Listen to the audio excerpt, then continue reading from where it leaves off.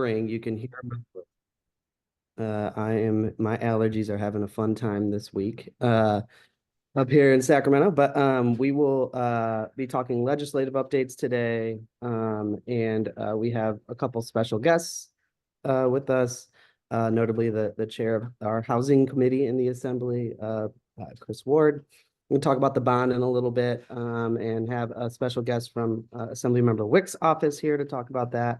And then a roundtable about housing policy after that. So jam-packed agenda, as the assembly member said. It's a busy week. It's a busy time of year for all of us, and especially for the assembly members. So really appreciate him joining us. Just logistically, we will do questions and answers throughout. And so if folks do have questions during any section, please feel free to put them in the Q&A, not in the chat. It's a kind of two different things here with Zoom webinar. The Q&A is easier for us to track what comes in, and be able to kind of share those with our guests. And then we have towards the end we'll have a panel here, as you can see, with some folks that work in the Capitol, and my colleague Natalie, who will be also joining us. But I am Chris Martin, our policy director at Housing California, and ready to get us rolling here if you're ready, Assembly member. Sounds good. So, well, really appreciate you spending some time with us today. Wanted to kind of hear from you about kind of the status of things, where things are right now. It's, as you mentioned, it's a hectic time right now. You've already had a few committee hearings in the Assembly Housing Committee, including last week, and just kind of want to hear from you what you're seeing, what you're hearing, in broad strokes, kind of like what's coming through committee, what are the themes you're hearing, and as we get rolling in this legislative cycle. Yeah, well, thank you, Chris. It's good to be here with you. I want to, of course, thank you for your advocacy and your coordination to be able to help us do the work, to be able to get behind a lot of the important improvements that we need to see on housing policy. And got a lot to cover because it is a busy year. I think more directly to answer your question, what's happening up here right now is the last week of, well, we got 1 to 2 weeks left of sort of first policy committees before we hit deadlines and get on to appropriations decisions, and then on to full Assembly, Senate, first House votes. And so all of our Assembly bills in the Assembly, Senate bills in the Senate are trying to make it past that hurdle. And it's been a very active start to in the housing space to the work that we're doing right now. More bills before the Assembly Housing Committee than we've ever known, which is a great thing because that just shows the collective interest of a lot of my colleagues to make contributions and tap into some of the ideas that we need to move forward to be able to produce more housing. I really, just grateful for your leadership as well, in some of the sponsorships that you were able to do to be able to get important legislation to the governor's desk. And for those that I haven't had a chance to meet yet on the Zoom, Chris Ward represents the 17th Assembly District in San Diego, Central San Diego. If you think about neighborhoods from sort of the Balboa Park area, Hillcrest, North Park, all the way up to Mira Mesa, and then out to San Diego State. I kind of had the center part of the city. Previously was on the San Diego City Council from 2016 to 2020, where I also served as the Land Use and Housing Chair and started up a lot of the kind of pro-housing work that some of which is really translated into state policy as well. So in a really good place to try to be able to move the needle up here. Generally, our themes, I guess, for our committee are pretty broad, and because I think housing policy itself is so multi-pronged in its nature. Between the two houses, we've had over 200 bills introduced for this session, and we see, I think, a lot more political will now for members, not just on the committee, but on the floors, being more supportive of pro-housing policies. The budget is certainly driving a lot of our conversations, not just for, importantly, the programs that we've been diving into and providing oversight through our budget subcommittee work to demonstrate, what that what those programs have actually been doing over recent years. But the governor's initial draft in January, cutting more than $1.2 billion in reductions, is going to have significant and dire consequences if we don't find alternatives to that. So, kind of a two-track operation up here. One is to make sure we're advancing more policy through our housing committee, but also defending and improving upon the budget situation based on what we know and based on what some of the alternatives could look like. But fortunately, we've got a lot of, I guess, heavy weight behind restoring some of those cuts. Grateful for the budget chair himself, Assemblymember Jesse Gabriel, introducing AB 3160 to make the allocation of $500 million of tax credit for the low-income housing tax credit program permanent. And of course, that would be a bill going forward into the out years. We want to make sure that we are restoring this year's proposed zeroing out as well. And that's something that we're doing through the budget process. We've got on the policy front, Assemblymember Wicks led AB 2011. And we've got some improvements that she's leading on that as well to make it more functional. And then as well, really trying to fine tune the builder's remedy law to make it usable for a lot of the production of affordable housing in some of the jurisdictions that don't have compliant housing elements. We're got a slate of bills that different authors are working on to try to improve the needs for tenants at mobile home parks. Something that is, by its nature meant to be very naturally affordable housing opportunities, but a lot of work to be done there. For me as chair, trying to play referee and make critical improvements to a lot of these bills as they're coming before our committee has been something I've been spending most of my time on. But I have my own slate of bills that I'm working on, making sure that we're balancing some of the regulatory requirements that keep people safe and ensure protection of our environment, but really trying to have a critical eye towards reducing any unnecessary review and standards that are only increasing the cost and the duration of housing construction. And so some of those priorities that I've introduced, I think, are aimed directly at that. One is coming to my committee this week, AB 2934, and this is going to be a bill that's going to direct the Building Standards Commission to be able to try to redirect some of the smaller missing middle style developments away from the building code and into the California Residential Code, which already is a very simplified and a little bit easier section of code to follow, but it's only eligible for single family homes or duplexes, 1 to 2 units. And so for the urgency that we have, we want to make sure that we're using that option, I guess, for some of these 3 to 10 style units that could serve as a really good missing middle policy. But furthermore, really, as we were seeing those triennial updates with the Building Standards Commission, really tasking them as well to be partners to try to reduce costs. So making sure that as they're reviewing code, that they are thinking through things in a way that are through the lens of, will this reduce development costs overall? And I think that could be really impactful as that, really moves forward into the coming years. We're working closely, I think, with some of the partners on this call on affordable housing financing and some of the upfront needs that are currently required by law, but maybe we can be a little bit more gracious with those. I have a bill, Assembly Bill 2353, that would help to utilize the welfare property tax exemption ahead of occupancy, really back to the start of construction. That would avoid unnecessary tax payments for affordable housing, which will otherwise eventually qualify for that welfare property tax exemption when we know that shovels are in the ground and this is something that we're going to be providing back for the community. Let's go ahead and start to take off some of the costs on the front end and be able to help facilitate that a little bit faster. And then I'm always looking for ways to be able to make HCD function a little bit better, and also look for, again, the unnecessary restrictions on laws or codes sections that are complicating our ability to be as flexible as possible. AB 2638 is a bill in that space that is looking to free up potentially millions in loan repayments that currently right now cannot be refinanced. That would allow them to be able to use that, exact capital to be able to help maybe seed fund and invest in more affordable housing opportunities through a refinancing mechanism. We've got one big one that has come into revenue taxation today. That's AB 1932. That is a bill that is another kind of swing. I know one of my predecessors, 2 times over, David Chu, tried very hard to work at um, disallowing the mortgage interest deduction on second homes or vacation homes. I think this comes in competition as we're thinking about the fiscal policies that we wrestle with as a state, whether or not we should be subsidizing vacation homes in the form of a mortgage interest deduction, or if we should be taking that state investment and rather dedicating that for affordable housing programs, homelessness prevention programs, things that we desperately need here. So that passed my committee on a 7-2 vote.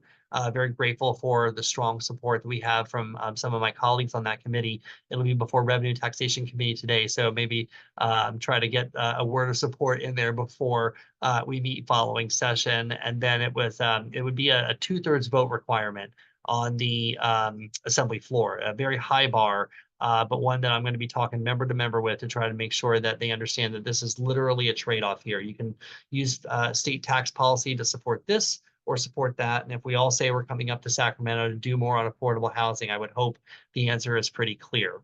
That we estimate through Department of Finance could be able to help spur about $200 million annually for dedicated funding for affordable housing.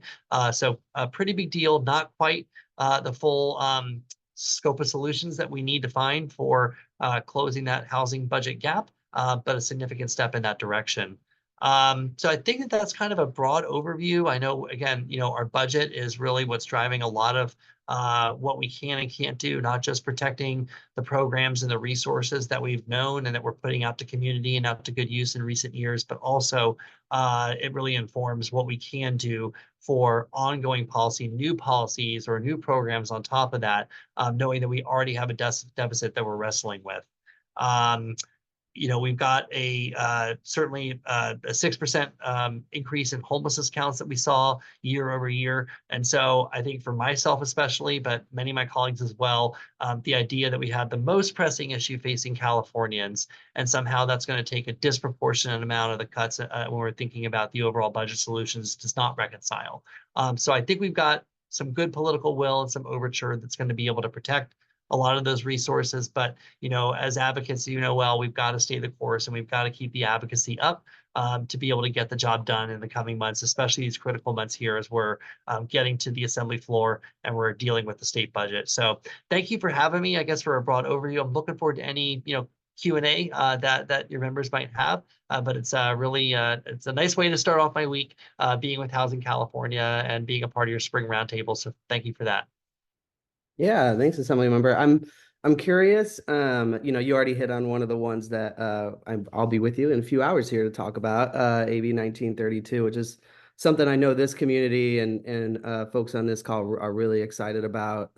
Particularly, it's something we at Housing California have been fighting for years with the Assembly Member Chu. So we were really excited to see you championing that and pushing that one forward. And it was great to see the 7-2 vote this week. That shows that strong support. I'm wondering if you could share a little bit about how you think the budget is impacting these decisions. Do you think that it is pushing folks to make some support for tax increases, or redirecting what I would call in 1932 a redirection towards people that actually need those resources? So I'm curious how you think that's playing out in the legislature. I definitely am going to be arguing it through that frame because it's right in front of us all, and we know that something is going to have to give a little bit. And so you are having to make a choice, right? This isn't something where we're in very robust and very generous budget years where we have more state general fund dollars to work with and we can expand programs and we can just do that. But now you have a choice, right? And you have to, from my vantage point, you have to be able to step back and look at the bigger picture and realize that we've got tax policy over here that's advantaging one type of housing, uh, vacation homes, or one type of or one class of tax filers, and then you have the need that's over here too, and these things really need to be viewed, I think, in tandem to appreciate what the right and wrong decisions are when it comes to our tax policies. That makes a ton of sense. Yeah. Any other questions folks have for the assembly member before? Don't want to keep you too long. I know you've got a heck of a day ahead of you, and a week. But if anyone has any other questions, um, There's a question about developing, the 80 to 120 and kind of more mixed income housing and yeah, kind of like where you see that playing out in the legislature and whether that is a priority for you and the committee. We had, I think, a lot of legislation that was getting into middle income production last year, and a little bit of that I think is like spilled over as well, where we're trying to be, creating policy that's going to be supporting the development of more low-income housing. It's almost become a natural next question about whether or not we are going to be able to extend that as well to benefit middle-income housing, deed-restricted middle-income housing as well. So I think that you're going to see that more of an ongoing part of the conversation that any bill is going to be having when we're talking about doing deed-restricted kind of gradations of through these programs. There is a question about you mentioned AB 2638, it looks like. And what your goal is with that and who might oppose those improvements. Let me make sure I'm remembering my numbers correctly. 2638 is nobody objecting to that one. This is the refinancing of some of the HCD finance projects. Look, if it's literally just the state code that is preventing us from doing something so obvious, and there, to this bill's point, is no objections. The equity, the money is there, but you're literally allowing the equity within an existing project right now to be repurposed in a way thoughtfully that can actually spur more access to more capital to be able to support, the next projects down the road without getting into new state tax dollars or new allocations. That is a no-brainer. That unfortunately got tripped up by a previous bill last year, and it got held in the Senate Appropriations Committee. And sometimes that can be a black box of, unhelpful answers about why something does or doesn't move forward. But we've alerted the Senate that this is a priority, and so we're taking another swing at that, and hopefully we'll be successful this year. Awesome. One other question is on, there's been a few bills this year looking at impact fees, and how that's played out with developments in some areas, exceeding $100,000 a unit. And so just kind of curious, I know there's a few bills this year that are looking at impact fees and how you see those conversations playing out. Yeah, I think they're playing out very thoughtfully. I think one of the more signature ones is Senator Weiner has a bill. Was it SB 934? I'm doing that from memory. Yeah, so that's one, I think, one of the more talked about ones, and that's running its course through the Senate. But we've got a couple of assembly members as well that are tackling the subject. And for me, again, having come from local government and having seen, one, the community, the impact fees that we have that are able to support some of the community infrastructure that we need, but that infrastructure doesn't get built for 20 or 30 years because you're basically trying to like amass the resources to fund a parks project, a library project, a new fire station. That is something that has always or has been allowed, I guess, for some local governments to be able to collect upfront before you even break ground. But for me, it doesn't make sense because, the impact isn't happening until somebody is actually living in that unit, right?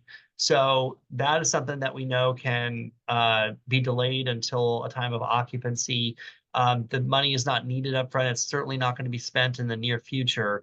And if that is able to help cash flow or help to be able to smooth out the cost of development a little bit more on the front end, that's the kind of smart policy that we want to be able to see going forward. Then you have service fees, and that's another layer where, your people that are responsible at the city level to do those plan checks, or, those need some careful attention because the work is getting done and something has to be able to pay for that. So I think we're having very thoughtful and very targeted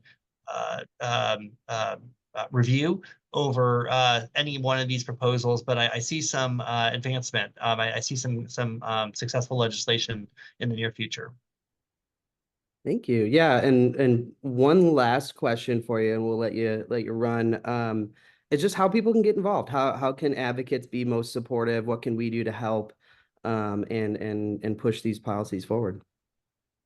Yeah, I mean, well, I think you all know the answer and keep doing what you're doing and amplify it. I mean, we need voices to reach your assembly members and senators, being strategic at the right times, because given the hundreds of bills that will be coming at us soon on the assembly floor, and depending on who sits on what committees, knowing when to get in there and when to, make sure that you're getting 200 phone calls into that office at the right time does sit with people, because you realize that there's a lot of people talking about this particular bill.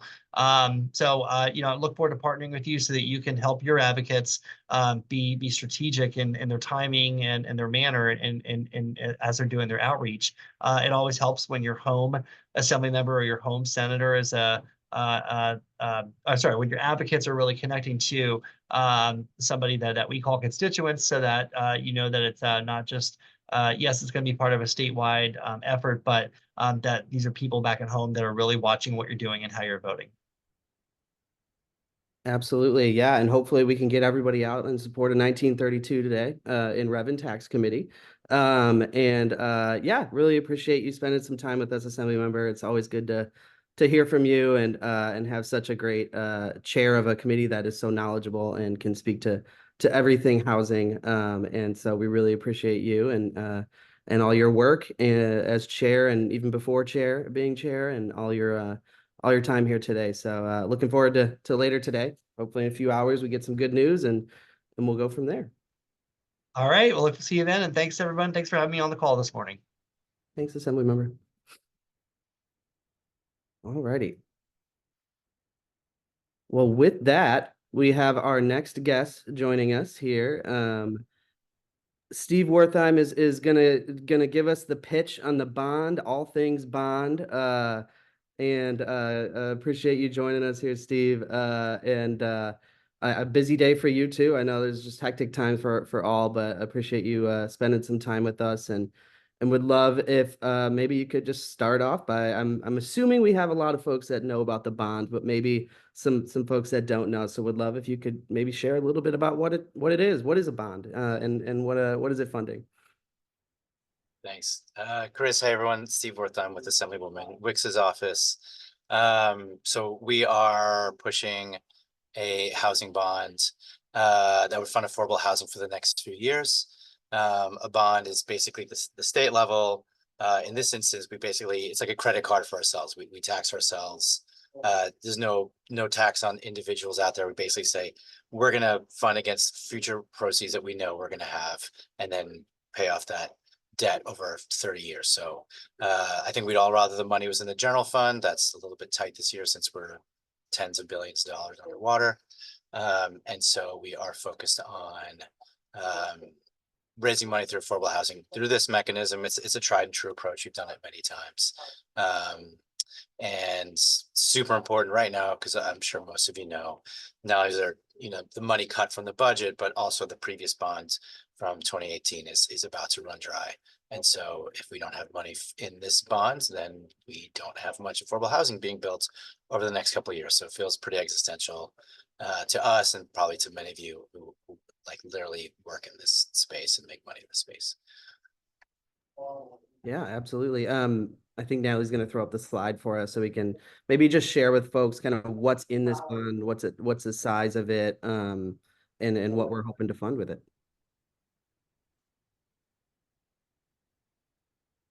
I'll let people read for a second, because if I talk and eyes are more powerful than ears for most people. So I'm going to give a second for people to just digest this.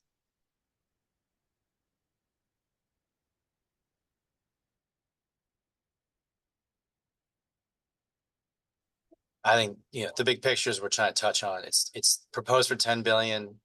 It's trying to touch on all the things, the MHP being the multifamily housing program, being the bread and butter workhorse program of the state, but also make sure we have money for home ownership and farm workers and tribe folks and all these other, like, just all the stuff that we do and do well. And this was a formula come up with May the folks on this call today with the right approaches. Now, I think existential question we're going to ask is this bond going to get on the ballot? And if so, what's the size going to be? And so don't get married to these numbers. Although I would say that if we are forced to shrink, I think the general sentiment is we would try to shrink in proportion to these numbers. It's not a given, but I think everyone feels pretty committed to this mix and this range of programs. And so shrinking the overall pie, but keeping the pie the same kind of distribution would be would make sense to still have meaningful amounts of money, right? So I think probably Chris, that segues into maybe one of the questions you want to ask, but that's the dream pie. I mean, the dream pie is 10 times this amount, but you know, that's an ongoing conversation and something my boss is always on the hunt for a permanent source of funding for affordable housing, so we're not having to do strategies like the bond. Yeah, absolutely. And maybe to your point, the next question is kind of, I would be curious for you to share a little bit about what the outlook looks like, right? There's somebody recently said there's Bondapalooza out there. There's a bond for everything being proposed, and Yeah. only so much money to go around in our bonding authority. So curious if you could share about that, and then even additionally, you know, what it's looking like in terms of its potential for passing, and what the voters are telling us right now. The voters are telling us they're into it, right? We got really good polling numbers recently. 55% of likely voter support. If as soon as you tell them this isn't going to raise your taxes, it goes to 64%, which is a killer number. So we feel good about what the polling tells us. The constraint is more the crowded field, right? Not every bond's going to get across the finish line. There's, you know, with the high interest rates, the state's not, and potentially long-term budget deficits, the state's not in a mood to borrow too much. You know, there's no legal cap on the amount we can borrow, but you get yourself into real fiscal trouble if you borrow too much. Really, it's like a credit card. And so, you know, if you count up all the bonds that are out there, there's asks for well over $40 billion. And let's assume that there's, you know, 15 to 20 for lucky $1 billion worth of bonding capacity. So there's a lot of folks with sharp elbows trying to get to the finish line. And there's things for like schools and, you know, climate resiliency, like really also important things. So, you know, it's a challenging conversation, and that's the nature of budget years like this. A lot of challenging conversations about what thing that's absolutely critical isn't going to get funded, right? And so we're hoping we're not that thing, but it's a political conversation right now, and of a time of, you know, like the legislature thinks of this as a time of scarcity, and the governor, you know, I'd question what is more important than housing and affordable housing funding. So, how could we be in a world where we don't fund this? But hey, I'm not the decision maker. So the process is that over the next couple of months, we have to know by June 27th what goes on the ballot in November. The legislature and the governor will decide what goes on the ballot and come up with a formula that I think everyone will, you know, once it's on there, they expect everyone to lock arms and support. So it's just a question of what goes on there. And it's I'm not gonna lie, it's a precarious time right now. We think that the Assembly, with the leadership of Assemblywoman Wicks, is pretty strongly in support of the housing bonds. We are not so sure about the Senate. The leadership in the Senate has been focused on the climate bonds. You can imagine Senator McGuire's district being more like an area of risk of wildfires, you know, and other climate issues than necessarily a hotbed of housing issues. And then the governor's office has been publicly touting the school bonds, you know, for months. Plus, we have the hangover from Prop 1. I think most people are recovering from the last bond that we thought, you know, the polling was much higher than the actual results. We think that was, you know, a much more conservative and small turnout from the last poll, but it doesn't matter. It still has its effect of a kind of a chilling effect on folks up here. So it's a slog. Anything you can do, you personally, Chris, but also the thousands of people on this Zoom, to talk to your senators, mostly also your assembly member, also when you talk to the governor, make your case. We'd really appreciate it. And also, of course, the affordable housing community and the social justice community is in support. We're really looking for some unique allies to help support. For example, last week we got support from the Bay Area Council. It's like, okay, our first business group would support that. Starts rounding out the coalition. We have the apartment association to support. They're kind of a unique ally. The carpenters in support. So these are, as we think of unique allies, we'd love some environmentalists in support because affordable housing is great for the climate. Like we would love for these things to round out the coalition, because having one more affordable housing group, nothing personal, all of you, isn't that meaningful when you have 100 on the list already, but having unique allies is really important. So if you're a unique ally, put your support letter in for us, please. And call your member.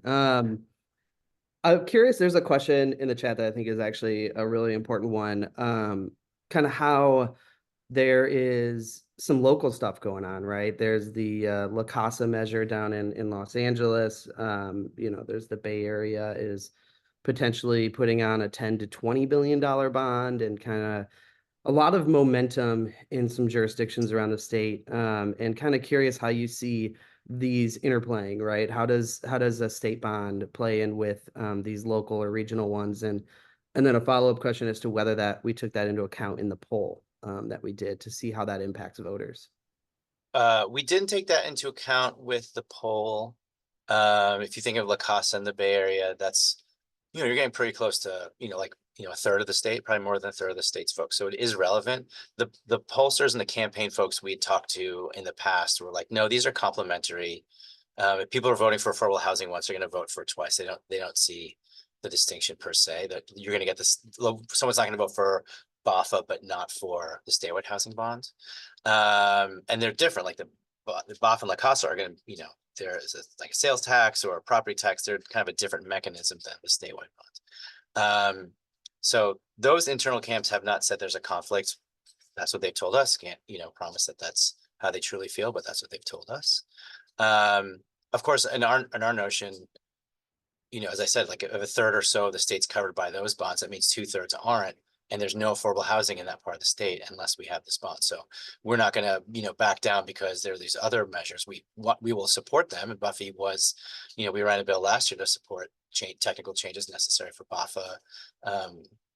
We're all in, but we also know there's huge swaths of the state where 2/3 of the people live that will get no affordable. They will get no benefit from those, not direct benefit from those programs. Obviously, we know you serve people in their communities they live, it benefits the whole state, but we still feel like it's statewide necessary. So we have a yes and mentality. They're going after kind of separate dollars. But the folks who think about this issue don't think there's a conflict per se. If you're going to vote for one affordable housing measure, you're going to vote for multiple.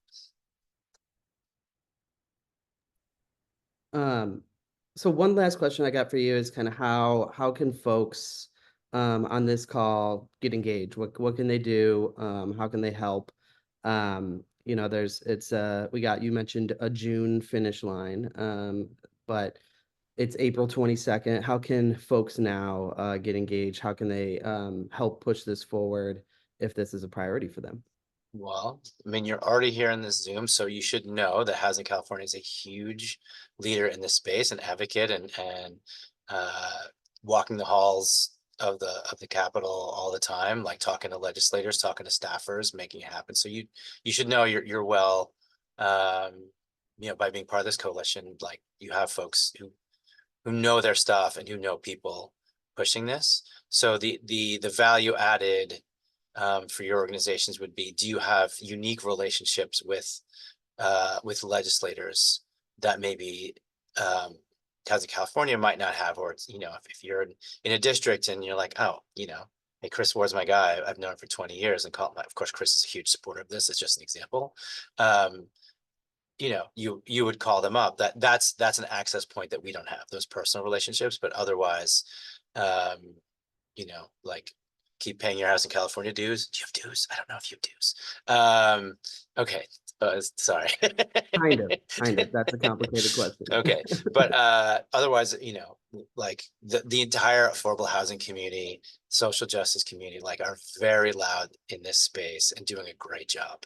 And so I know we're all a bunch of do-gooders who want to get stuff done, but just know that, like, for the most part, like, your folks up here are working really hard incessantly on this issue. And we have a great champion with wonderful staff as well, in Buffy Wicks. So, well, Yeah, appreciate she's you great. spending some, She's putting her substantial political capital, like this is her priority. Like this is her priority. Like, so know that, like, for all the things she's out there doing, and she's doing a lot of things, this is her priority.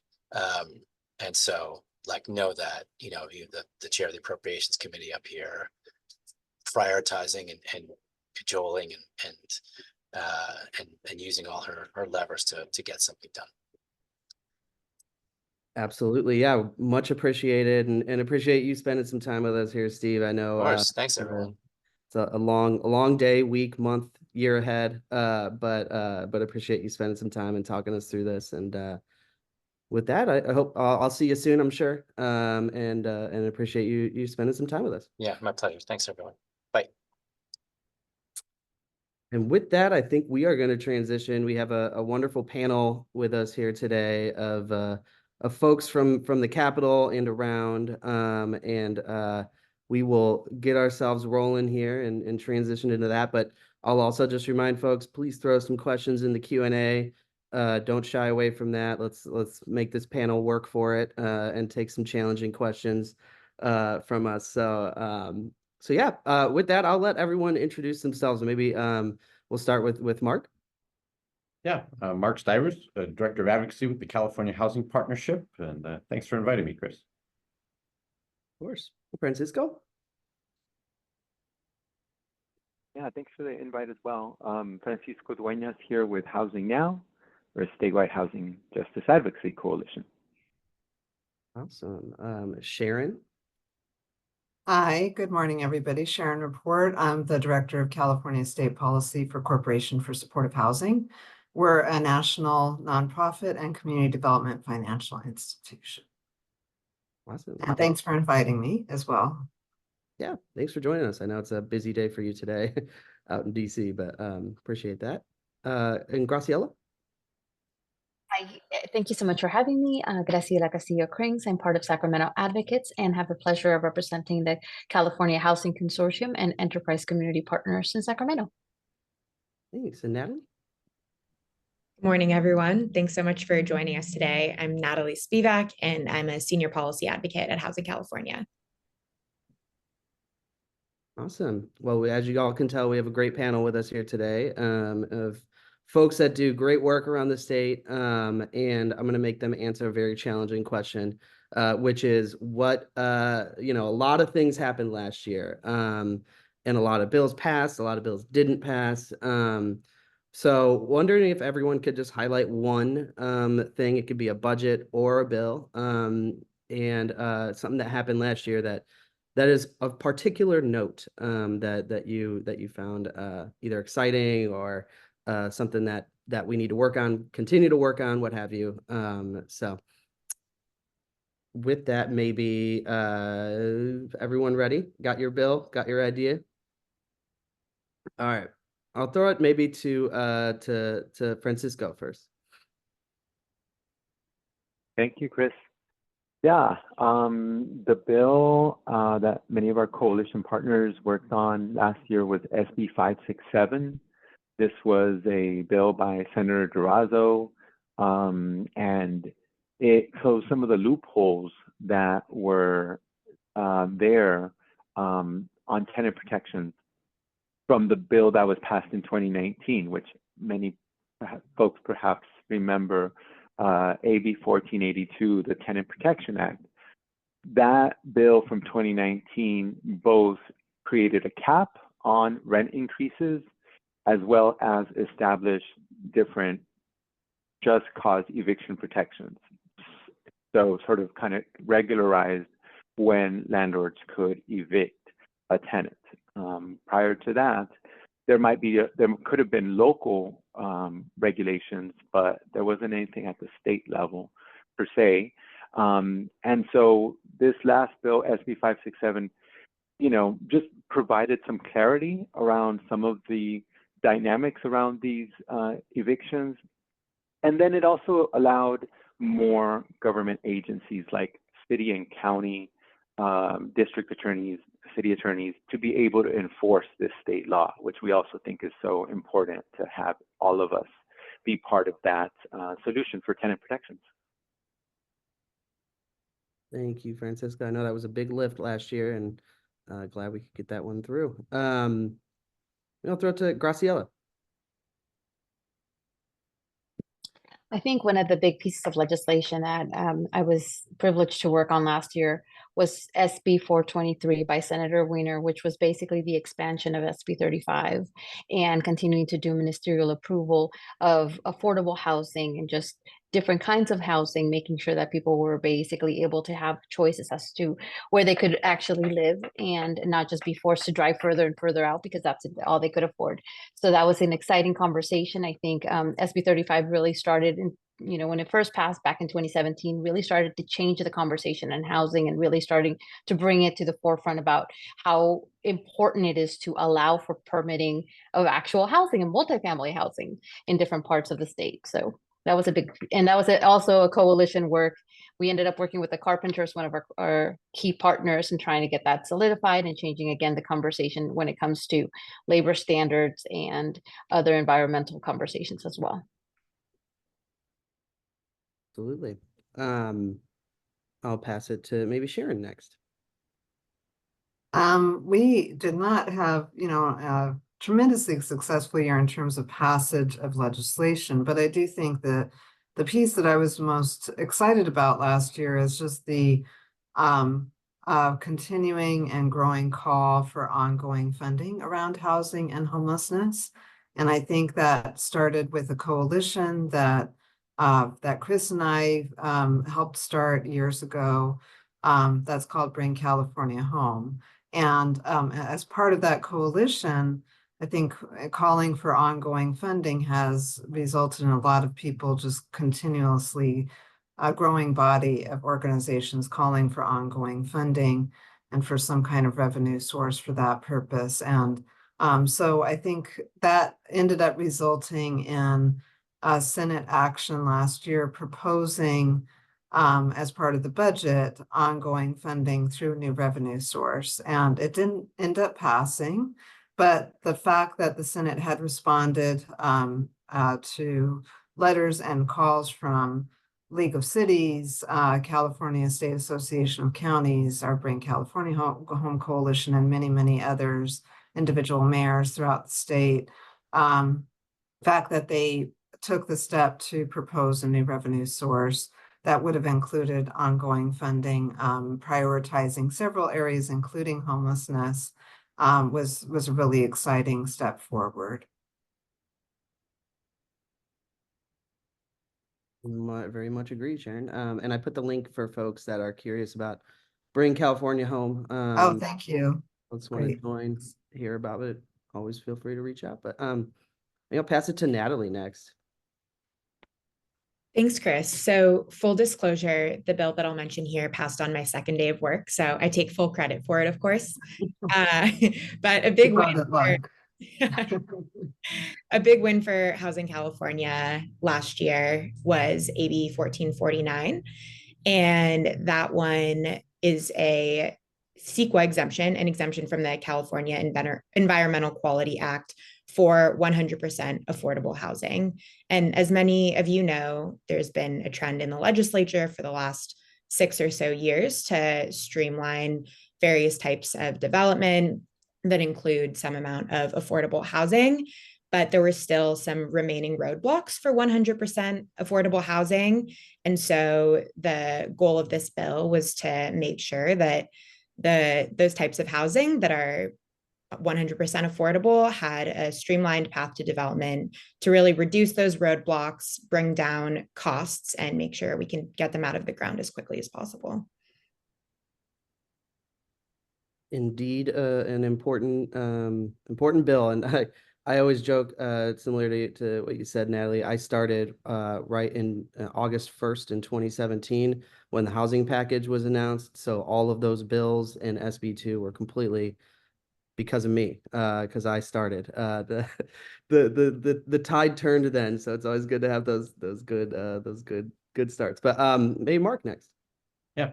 Following up on the streamlining bills that Natalie and Graciela mentioned, we probably should talk also about SB4 by Senator Wiener, which essentially made 100% affordable housing by right on the lands owned by religious institutions. So think churches, mosques, synagogues.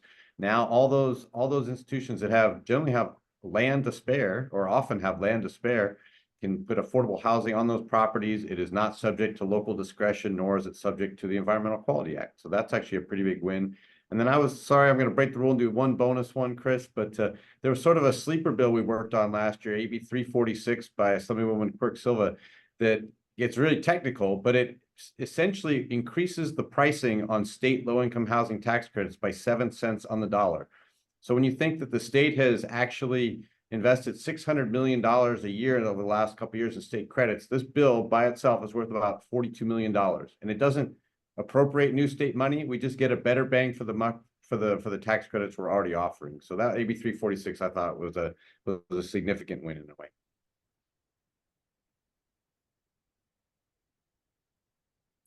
Thanks, Mark. So I just have to type the response for folks on the streamlining bills.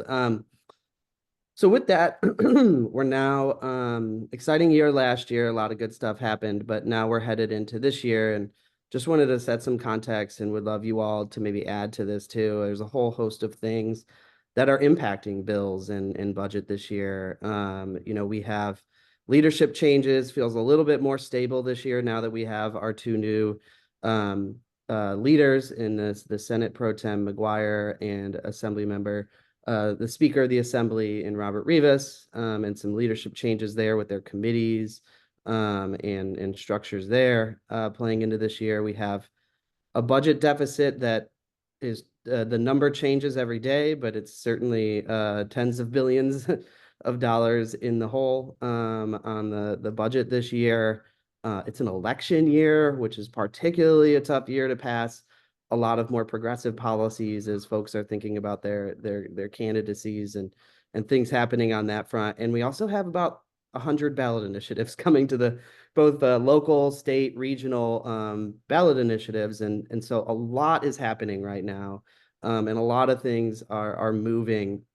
And kind of curious from anyone can maybe jump in here, how you feel like that is impacting the legislative cycle this year. How do you see these kind of circumstances playing into this year and what effect it's having?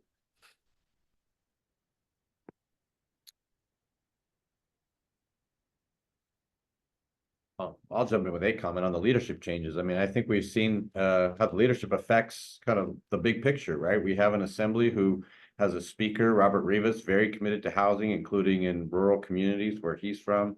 We have an appropriations chair and Buffy Wicks and a budget chair and Jesse Gabriel, all who put affordable housing at the top of their agenda lists. And so, that's why, as you said earlier, we're feeling strong in the assembly, or Steve said, we're feeling strong in the assembly.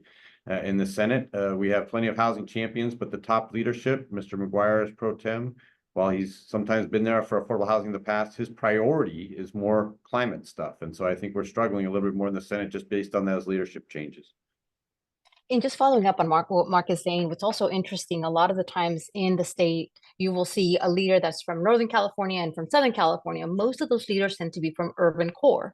Well, what's different here is that you have both of the leaders representing more rural areas. And back to what Mark was saying is one of the priorities, obviously, for these leaders are the impacts or the actual issues impacting their district. And for Senator McGuire, wildfires is a big issue, right? Access to water is a big issue. So when it comes to climate, that's the connection he's making about the actual impact. And so those are and at the end of the day, housing in there is going to be felt a little different or experienced a little differently than it would be in like an Oakland or San Diego. So it's really important to kind of understand how the districts that members represent end up impacting how they view policy. So that is one of the other things that we're kind of working on, making sure that he understands why the bond is so important to pass. And again, to your point, Chris, at the end of the day, on one hand, because we have a budget deficit, it actually makes it easier for us to pass a bond. At the same time, because we have a budget deficit, there's a lot of other priorities that are saying, hey, what about me? And the thing is, they all have merit. I mean, how do you say to people that are trying to get clean water, no, you shouldn't have that? And so that at the end of the day is what some of the members are grappling with and making sure that they understand.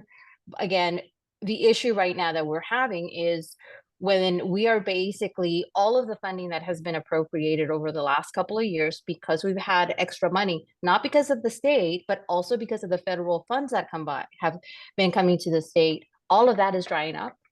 And we actually don't have bond funding, which has been what has been sustaining affordable housing. So for housing, we really are reaching a critical point why some of this funding is so necessary right now.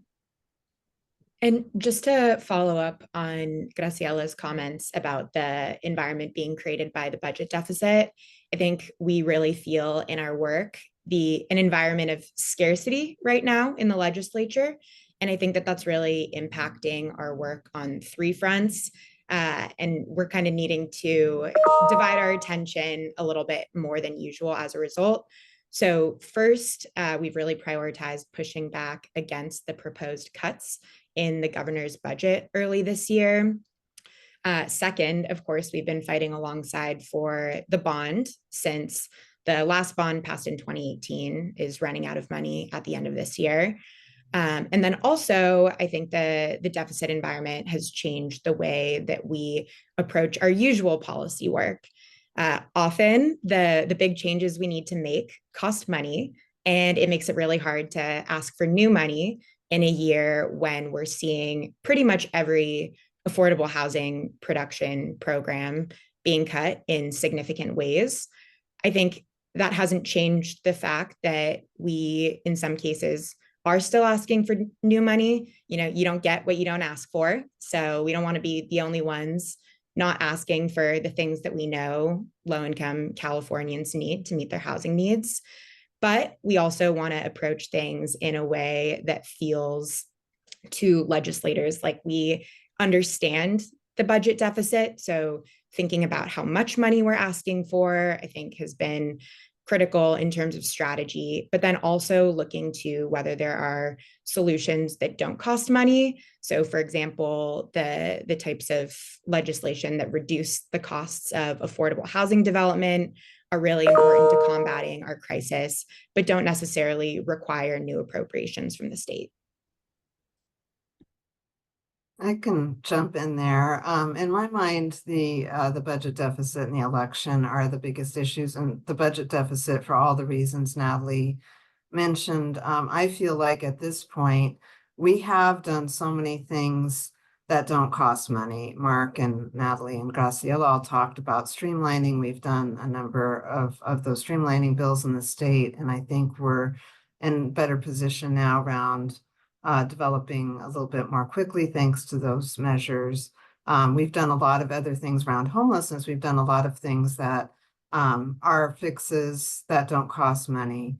And those have been all important, but now it feels like the major things we can do all cost something. And so the budget deficit, I think, has been a major barrier to moving forward or making much progress around homelessness. And I think during years like these, the weakness of one-time funding for housing and homelessness becomes more obvious.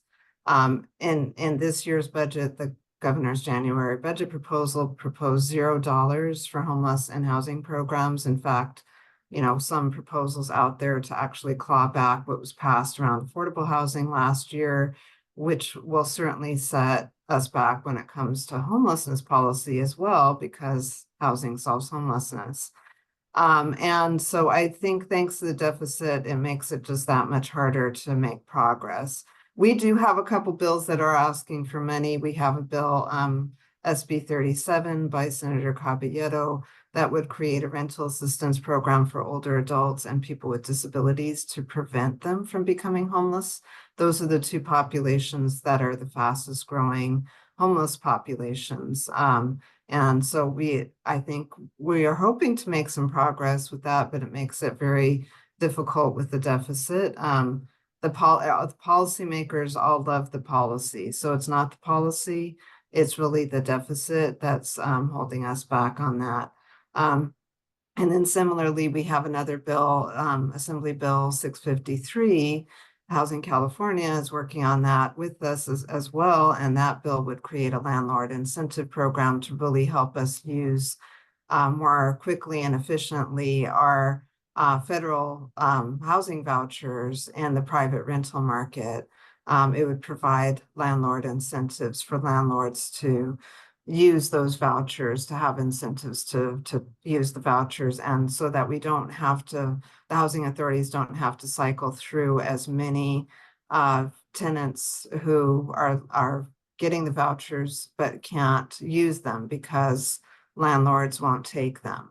So those two policies, really important policies. Again, everybody agrees with the policy and with the outcomes of those programs, but the pieces that cost the money really make it hard for those bills to pass. I think we still, as Natalie said, we still have to ask for them. There's always a chance that we could get something passed. And even if we don't get it passed this year, we have to keep promoting those ideas for future years so that we can hopefully get those things passed. But it's really difficult. Around the election year, I just think around homelessness, there's just been the posturing around homelessness is just increasing. And I think it's partly because of the election. It's, you know, in the past, we've seen broad bipartisan support for around addressing homelessness. This year, it's become much more political. There have been several bills to eliminate or water down housing first laws, even though housing first is an evidence-based practice. We've seen bipartisan legislation to make sleeping on the streets a crime. And we've seen growing attempts to institutionalize people experiencing homelessness.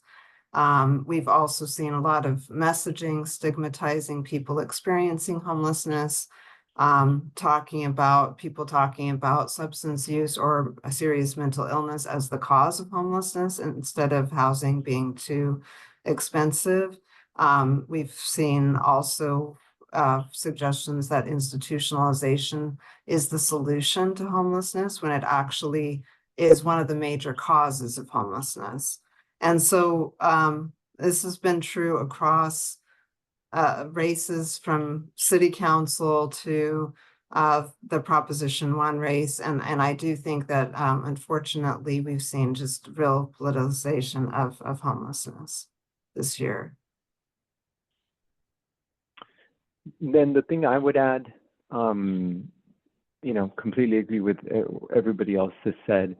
And I don't know if this is the election year or, you know, or if this is sort of, you know, an appreciation for enforcement efforts, but at the state level in the legislature, you have a few bills that are really trying to make sure that the systems that we have in place actually work to keep people housed.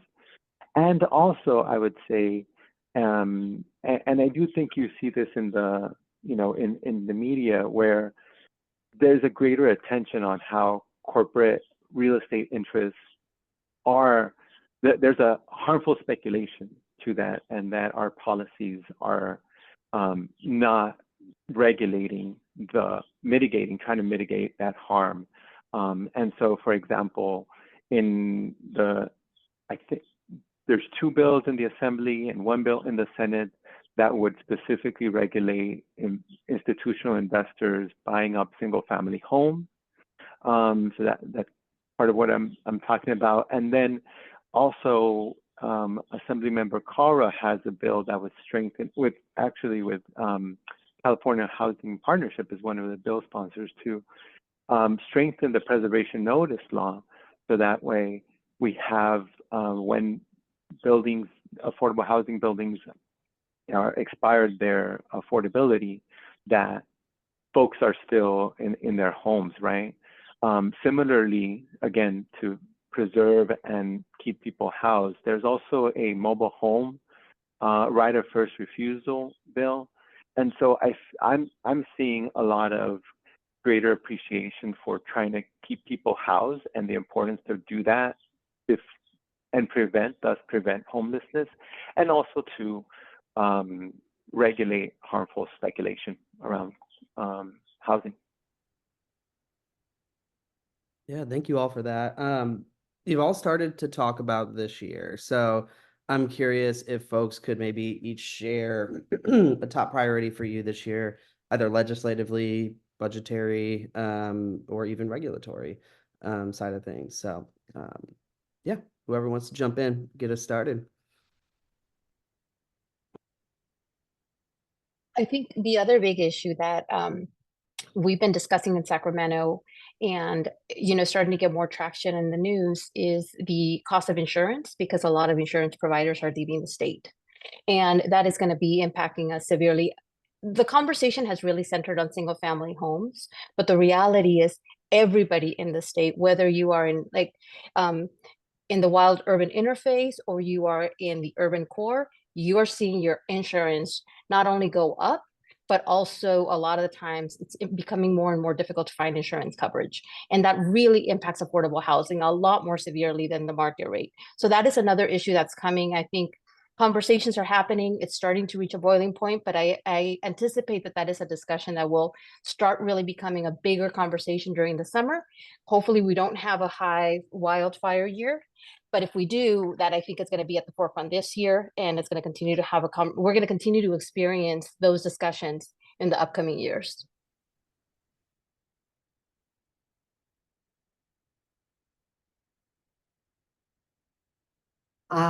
So we have, I mentioned a couple bills that are our priorities for 2024, which is Senate Bill 37 by Senator Caballero to create a rental assistance program for older adults and people with disabilities, and Assembly Bill 653 by Assemblymember Reyes, and that one would create the landlord incentive program.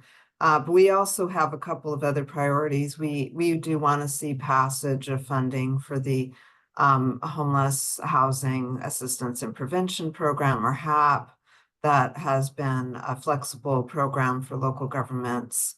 And it has contributed to allowing our local governments to shelter and house more people and serve more people experiencing homelessness than ever before. So that is a major piece of our activity, is around just making sure that we have funding for that program this year. And then I did want to mention Assembly Bill 799, which is by Assemblymember Luz Rivas, and that would create a unified funding application for local governments to be able to apply, and providers to apply through a single application process. And then I'll just say one last thing, which was a priority for us, and now, thank goodness, we don't have to spend time on it anymore. But I mentioned a bill that was introduced to allow or to require local governments to fine, ticket, and arrest people for experiencing homelessness. That was SB 1011, and that was defeated last week in a hearing, in its first hearing in Public Safety Committee, Senate Public Safety Committee. So that was a big priority for us, was defeating that legislation, and thanks to the Equal Rights for Every Neighbor Coalition, that bill was defeated.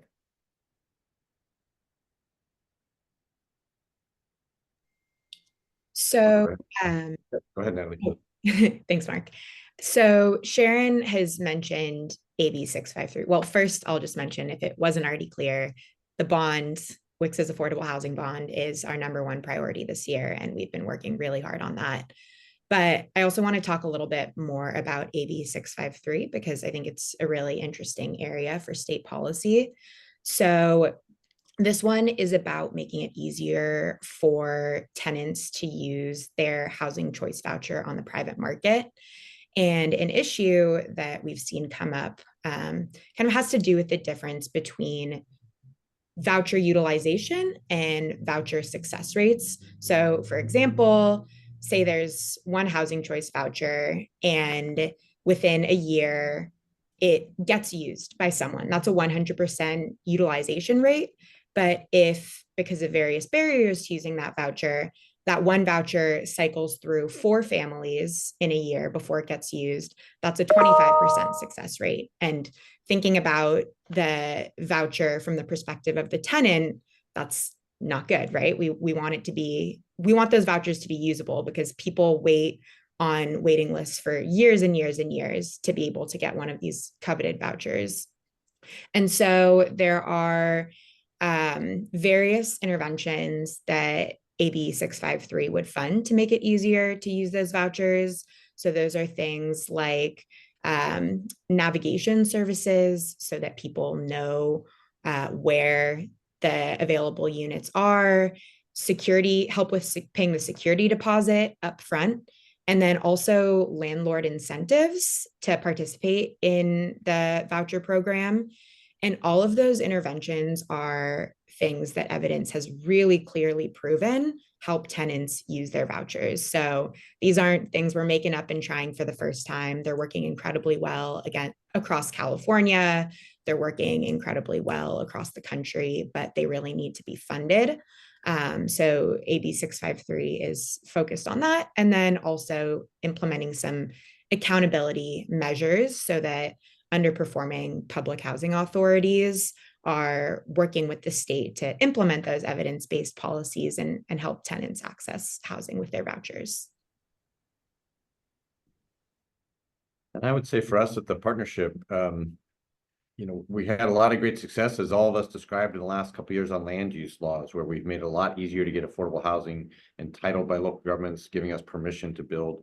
For us, the real focus just has been on the funding now. We have 46,000 units in the pipeline that as Enterprise has published are shovel ready. We need money to be able to subsidize and get construction going on those developments. And so obviously we've talked a lot about the housing bond. Assemblyman Ward talked about AB 1932, which would end the mortgage interest deduction for second homes, a completely pointless state policy, and it would generate about $200 million a year for various affordable housing programs. And then we have also been working very hard on AB 3160 by Jesse Gabriel, our Assembly Budget Chair. And this, as introduced, it would have made permanent the additional $500 million in state low-income housing tax credits that have been available for each of the last 4 years. Per the Senate, the Assembly Revenue and Taxations Committee's policy, it's now being limited to a 5-year commitment to those state credits, but even that would be a huge win. As we all know, housing development takes many years to put together, and so at least we would have some certainty that those credits would be there for the next 5 years. And then at the same time, we work on ways to reduce the costs of building affordable housing so we can free up those resources that are available. We have AB 1053 by Jesse Gabriel as well that would have HCD make its money available earlier in the construction process. So instead of waiting for the building construction to be complete and then dispersing its loan funds, if we disperse those funds during the construction period, we actually pay less interest to private banks who we otherwise have to borrow the money from. And then lastly, Assemblyman Ward has AB 2353 that ensures that affordable housing developers don't have to tie up millions and millions of dollars of their scarce resources by paying property taxes just to get reimbursed when their welfare tax exempt applications are approved. So right now, we know these properties are going to be exempt from property taxation, but yet we have to pay the taxes for 2 or 3 years just while the applications are under review. This would prevent that from happening. We would free up about $60 million statewide of money that's currently tied up. So those are the various things that we're working on: increasing the resources coming to affordable housing, and then making sure we're being smarter with our money and stretching every dollar as far as we can. And I'd like to add one of the bills that we're prioritizing is SB 1201 by Senator Durazo.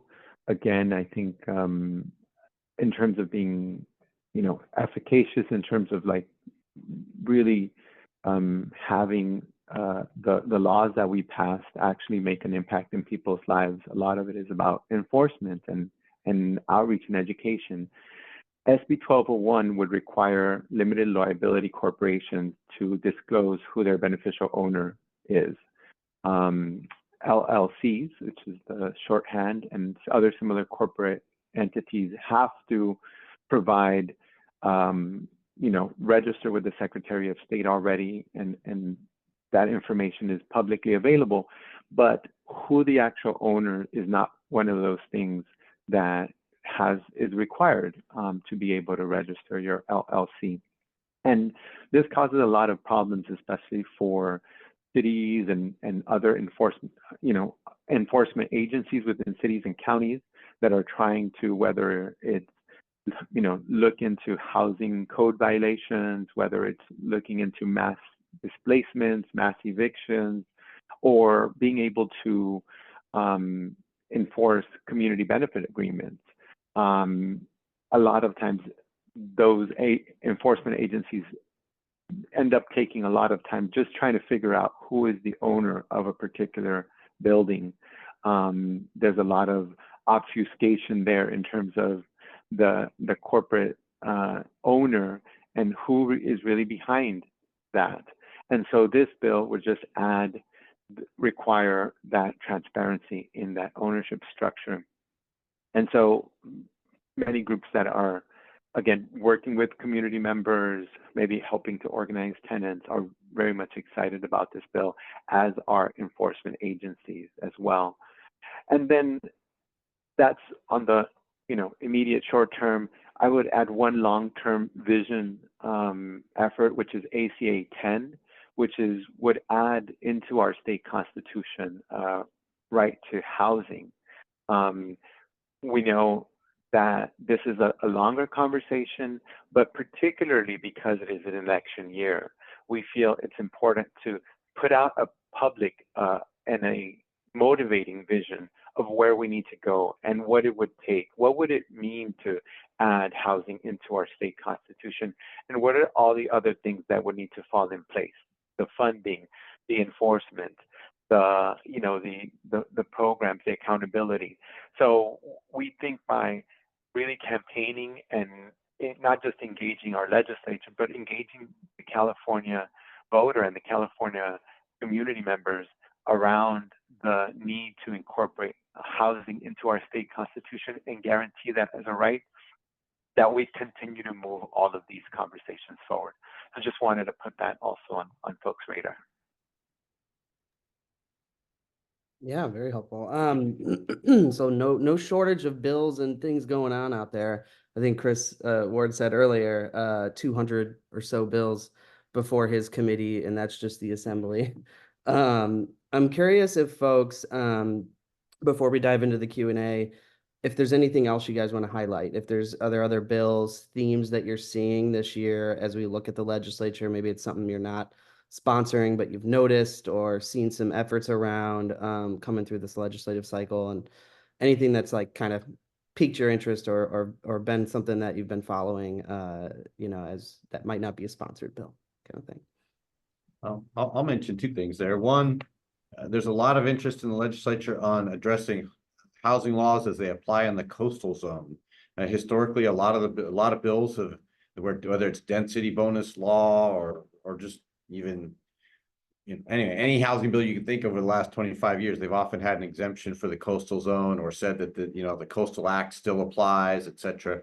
And I think the legislature is getting kind of fed up with the exclusionary attitude that's behind those exemptions and trying to say, no, we should have affordable housing in the coastal zone and we need to do better. So we're seeing quite a few bills on that.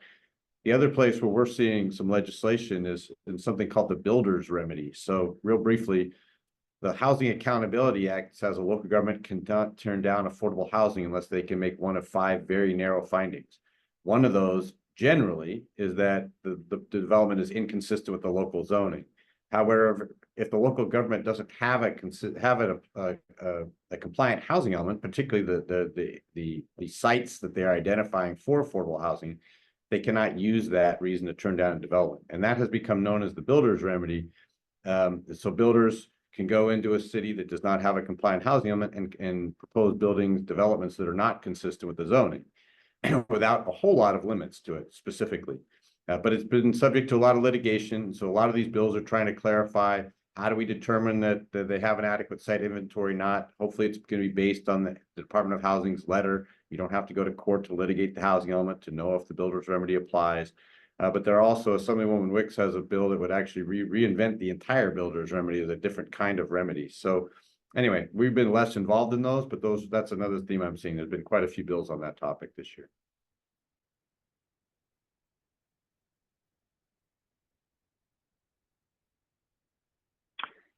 Chris, I don't know if this is necessarily showing up in a legislation. Well, I can think of one bill, for example. It's a constitutional amendment being promoted by ASME that would impact include the employees of the UC system, which currently are excluded from things like, minimum wage and other benefit protections. And I mentioned that because I think in general, folks are trying to also think about the housing affordability crisis from both ends. Obviously reducing costs, making the housing affordable, but how do we also increase people's wages? Obviously, there's been a lot of different high profile efforts to that. And I think you're going to continue seeing that. And in particular, as more unions are focusing on housing and the impacts of housing onto their members, their union members. So that's something also I think we should be aware about and keep on our radar.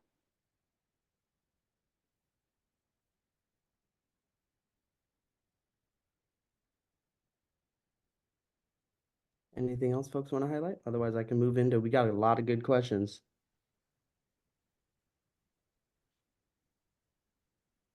Okay. Maybe I'll start. And this might be for Graciela. I think there's a question about SB 440 and whether that's going to move forward this year. I believe that was a CHC bill. It's the Skinner bill, I believe. And Yes. And that bill is it's in this, what we call a 2-year bill, right? And so it's not dead, it's still moving. It's in the second house, it's in Senate appropriations. So I know those conversations are ongoing about whether it can move this year. But again, going back to what, at the end of the day, what it comes down to is there's a desire by local jurisdictions to figure out a way of pulling more funding together. Right. I think we all have been talking about how there have been a lot of pieces of legislation that have moved forward that we are hoping to really start seeing the production go up. But at the end of the day, we need state subsidies. We need some type of local subsidy or some type of additional funding to make sure that these projects are coming to fruition. So the legislature in the last couple of years they have been focusing on creating regional bodies and entities that can help pull their funding together to actually have additional housing. So those conversations are ongoing. We're going to continue to push for them, and they're going to begin much more in earnest over the next month or so, just simply because everybody was focused on trying to get through the April deadlines for the bills that were introduced this year. But yes, we're still hoping to have that conversation and move forward. Fingers crossed. thank you. I saw a couple questions on the topic of Proposition 1. And I'm wondering, I mean, there's a lot to talk about there. And one thing I will say for everyone is that Housing California is planning to do some work publicly about that, whether it be our next webinar or a specific kind of host a call on that in the probably next 6 months. So there will be more to come on that. Stay tuned, and you'll see if you got the email for this, you'll get the email for that. But I'm curious if folks could maybe speak about initially thoughts around how Prop 1 implementation is going to go, and the maybe even also the development dollars as part of that and the timeline for that and how we see this playing out in the coming years.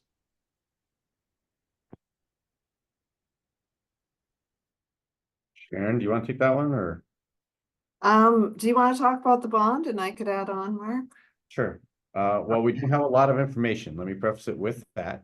But Proposition 1 included was $6.8 billion approved by voters in March. About 4.8 billion of that does go to the Department of, I think, well, the health services side and social services side, and it is about treatment beds for persons with behavioral health challenges.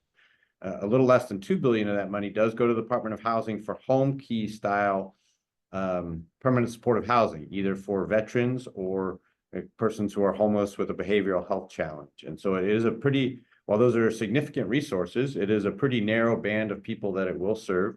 Other than it being generally through a home key, we have not gotten a lot of details from the Department of Housing yet, or how or when they intend to implement it or put it out in a notice of funding availability. We do expect it won't be too long because we know that there's pressure from the governor's office to make funds available quickly. But as far as we know, it will be akin to home key, but there could be significant program changes there that we haven't yet seen. That's about what I know.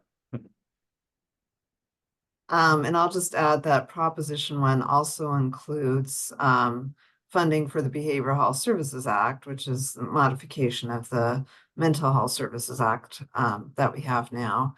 And as part of that, there were a number of changes to how Behavioral Health Services Act would work. One of which is the state will become more prescriptive around how to use the money.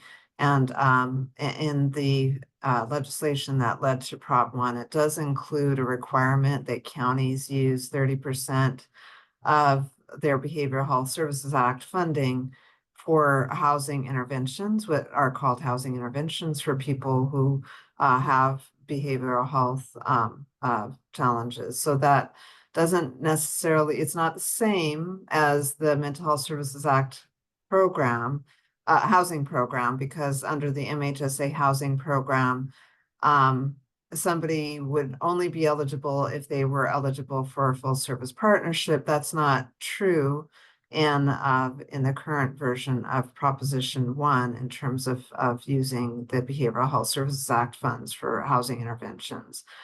So eligibility is broader. It can also serve people with substance use disorders, which Mental Health Services Act housing program could not. And the definition of housing interventions, I think, is pretty different than what we saw previously with the Mental Health Services Act housing program. It can be used for rental assistance, and I would imagine that will be a pretty common use of the funds. It can also be used for operating funding. It can be used for capital, but there's a limit on how much can go for capital of 25%. And that takes effect in 2026. So we still have a little bit of time. I would say the one narrowing aspect of Prop 1 for the housing interventions is that small counties can request an exemption from having to set aside the 30% for housing interventions. And I would imagine a lot of our small counties would do that. And there are 26 small counties under Proposition 1 that could request that exemption. So hopefully we won't see a lot of counties doing that, but I would imagine we'll see at least a handful. Thanks, Sharon. And just to reiterate, we will be doing more on Prop 1 in the coming months, as there's a lot of opportunity there, particularly for our developer and service provider community, and thinking about how we're gonna hopefully see some of those dollars be utilized to meet the needs of folks that need some help under that MHSA Act. So with that, I think there's one more question I'll pose, and I think particularly Francisco, this is kind of in your camp, is there's a question about social housing and where that movement is going. I know there's been a variety of bills in the legislature, and just kind of where things stand on that and how things are going to move forward on that front. Yeah, thank you so much. So there is a social housing bill by Assemblymember Lee that has been reintroduced again this year. I think this is its third attempt to establish some sort of a state level housing producer, housing developer. At the same time, folks may recall last year we were able to get a study bill on social housing, which we have been told from the housing department that study will they're hoping for it to still continue even despite the budget challenges. So I think you have both of these conversations going on. The study bill obviously doesn't have a deadline until 2027, I believe, to submit or to release this study, but the engagements with HCD, with this process, I know advocates are starting to plan now how to bring community members and have them engage with this effort. I know that amongst advocates that are supportive of social housing in general, there's conversations about what guardrails or what parameters be in place there. And one of the major tension points is revenue neutrality. And Assemblymember Lee's previous iterations of his bills have incorporated revenue neutrality, which just means the subsidizing within each building of a social housing, if it's mixed income, will end up, making it neutral so that each buildings don't require subsidies. We feel from our coalition partners are very much supportive of social housing, and we feel it needs to be an answer to the needs of low-income community members in California.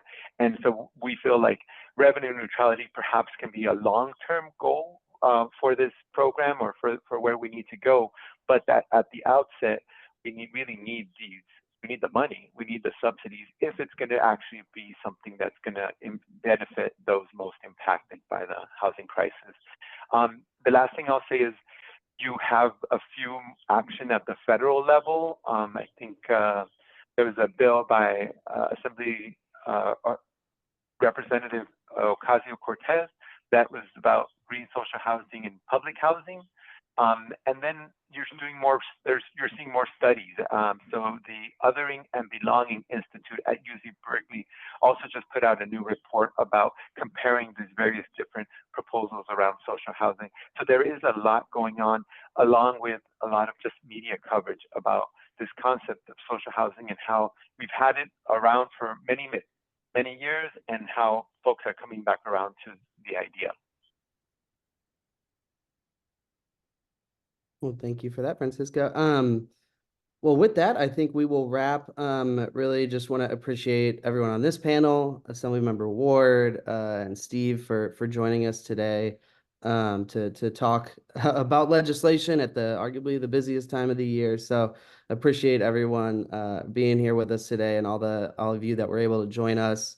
Just a couple reminders. One is, as Steve said, we got our sign-on letter for the bond, so make sure to sign on if you haven't yet and support. As you can see on our website, on Housing California's policy website, you can see all of the bills that we're tracking as well, including some of the other ones mentioned here, like AB 1932, and the MID bill and others. So you'll see those on our website. Please check that out and continue to follow that as we update it through the year. Our next town hall will be in a few months. It'll be a summer town hall. Cannot believe that. It's already almost the summer. So we will be following and sending out the info on that in the coming months. So look for that. And as always, feel free to reach out to any of us at Housing California if you have questions, thoughts, things you want us